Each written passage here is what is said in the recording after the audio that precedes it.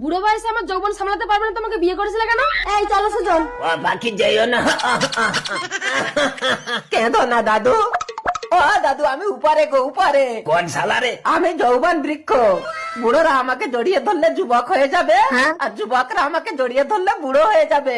তাই আমি যুবক হয়ে যাব? কই দেখি। সিনেমার আছে যত হিরো, আমার পাশে সব জিরো। আমার বুড়ো এত ইয়াং হয়ে গেছে, ভাতারের ভাগ কাউকে দেওয়া যাবে না। বুড়ো এত ইয়াং হলো কি করে? যা যা। দাদু, এটা কিসের কামাল? এটা যৌবন বৃক্ষের কামাল। তার মানে যৌবন বৃক্ষ জড়িয়ে ধরলে সব মেয়েরা আমাকে এসে জড়াবে। এসো সুন্দরীরা।